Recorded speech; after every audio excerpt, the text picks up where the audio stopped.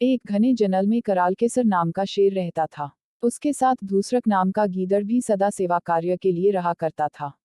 शेर को एक बार एक मतः हाथी से लड़ना पड़ा था, तब से उसके शरीर पर कई घाव हो गए थे।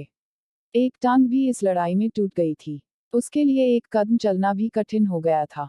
जंगल में पशुओं का शिकार करना उसकी शक्ति से बाहर था। शिकार के बिना पेट नहीं भरता था। शेर और गीदड़ दोनों भूख से व्याकुल थे। एक दिन शेर ने गीदड़ से कहा, तू किसी शिकार की खोज करके यहाँ ले आ, मैं पास में आए पशु की मार डालूंगा, फिर हम दोनों भर पेट खाना खाएंगे। गीदड़ शिकार की खोज में पास के गांव में गया। वहां उसने तालाब के किनारे लंबकर्ण नाम के गधे को हरी हरी घास की कोमल कोम्पलें खाते देखा। उसके पास जाकर बोला, मामा नमस्कार, बड़े दिनों बाद दिखाई दिए हो, इतने दुबले कैसे हो गए?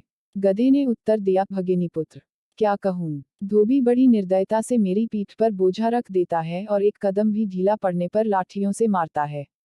घास मुट्ठी भर भी नहीं देता। स्वयं मुझे यहाँ आकर मिट्टी मिली घास के तिनके खाने पड़ते हैं, इसीलिए दुबला होता जा रहा हूँ। गीदड़ बोला, मामा यही बात है तो मैं तुझे एक जगह ऐसी बतलाता हूँ, जहाँ मरकत मणि के समान स्वच्छ हरी घास के मैदान हैं, निर्मल जल का जलाशय भी पास ही है। वहां आओ और हंसते गाते जीवन व्यतीत करो। लंबकर्ण ने कहा, बात तो ठीक है भगिनी पुत्र, किंतु हम देहाती पशु हैं, वन में जंगली जानवर मारकर खा जाएंगे, इसीलिए हम वन के हरे मैदानों का उपभोग नहीं कर सकते। गीदड़, मामा ऐसा न कहो, वहां मेरा शासन है, मेरे रहते कोई तुम्हारा बाल भी बांका नहीं कर सकता। तुम्हारी तरह कई गधों को मैंने धोबियों के अत्याचारों से मुक्ति दिलाई है। इस समय भी वहां 3 गर्दभ कन्याएं रहती हैं, जो अब जवान हो चुकी हैं। उन्होंने आते हुए मुझे कहा था कि तुम हमारी सच्ची माँ हो तो गांव में जाकर हमारे लिए किसी गर्भवती को लाओ, इसीलिए तो मैं तुम्हारे पास आया हूँ। गीदड़ की बात सुनकर लंबकर्ण ने गीदड़ के साथ चलने का निश्चय कर लिया। गीदड़ के पीछे पीछे चलता हुआ वह उसी वन प्रदेश में आ पहुंचा जहां कई दिनों का भूखा शेर भोजन की प्रतीक्षा में बैठा था। शेर के उठते ही लंबकर्ण ने भागना शुरू कर दिया। उसके भागते भागते भी शेर ने पंजा लगा दिया, लेकिन लंबकर्ण शेर के पंजे में नहीं फंसा, भाग ही गया। तब गीदड़ ने शेर से कहा, तुम्हारा पंजा बिल्कुल बेकार हो गया है।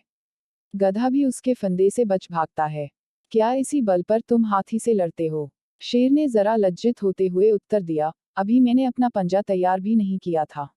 वह अचानक ही भाग गया, अन्यथा हाथी भी इस पंजे की मार से घायल हुए बिना भाग नहीं सकता। गीदड़ बोला, अच्छा, तो अब एक बार और यत्न करके उसे तुम्हारे पास लाता हूँ। यह प्रहार खाली न जाए। शेर, जो गधा मुझे अपनी आंखों देखकर भागा है, वह अब कैसे आएगा? किसी और पर घात लगाओ। गीदड़, इन बातों में तुम दखल मत दो, तुम तो केवल तैयार होकर बैठ रहो। गीदड़ ने देखा कि गधा उसी स्थान पर फिर घास चर रहा है। गीदड़ को देखकर गधे ने कहा, भगेनी सुत, तू भी मुझे खूब अच्छी जगह ले गया। एक क्षण और हो जाता तो जीवन से हाथ धोना पड़ता। भला वह कौन सा जानवर था जो मुझे देखकर उठा था और जिसका वज्र समान हाथ मेरी पीठ पर पड़ा था? तब हंसते हुए गीदड़ ने कहा, मामा तुम भी विचित्र हो, गर्द भी तुम्हें देखकर आलिंगन करने उठी और तुम वहां से भाग आए। उसने तो तुमसे प्रेम करने को हाथ उठाया था। वह तुम्हारे बिना जीवित नहीं रहेगी, भूखी प्यासी मर जाएगी। वह कहती है, यदि लंबकर्ण मेरा पति नहीं होगा तो मैं आग में कूद पड़ूंगी, इसलिए अब उसे अधिक मत सताओ, अन्यथा स्त्री हत्या का पाप तुम्हारे सिर लगेगा। चलो, मेरे साथ चलो। गीदड़ की बात सुनकर गधा उसके साथ फिर जंगल की ओर चल दिया। वहां पहुंचते ही शेर उस पर टूट पड़ा। उसे मारकर शेर तालाब में स्नान करने गया। गीदड़ रखवाली करता रहा। शेर को जरा देर हो गई। भूख से व्याकुल गीदड़ ने गधे के कान और दिल के हिस्से काटकर खा लिए।